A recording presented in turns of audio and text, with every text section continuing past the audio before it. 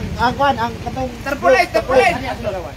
Arestado sa kanasang buy-bust operation ng isang DI-listed drug personality ng mga operatiba ng Valencia City PNP sa barangay Ginayuran, Valencia City, Bukidnon. Kinilala ang drug suspect na si alias Dino, 37 na taong kulang at residente ng nasabing lugar, nakasama sa DI-listed ng mga otoridad.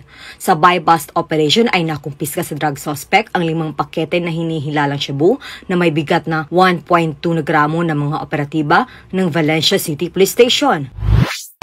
O mga kaubanan, di kasama sa kabaybal sa Parison dari may Crookside, Barangay Ginayuran, sakop ng siyudad sa Kami po ay nananawagan ng suporta at kooperasyon ng ating mamamayan kung meron po silang nalalaman ng mga tao na nagbebenta, gumagamit ng illegal na droga, to report it immediately sa ating mga nearest police station. Makamit na po natin yung drug-free community dito sa Northern Mindanao. Kasi po ang inyong kapulisan, hindi po tayo titigil hanggat hindi po natin na-aresto yung mga taong may kinalaman sa proliferation ng illegal drugs dito sa Northern Mindanao.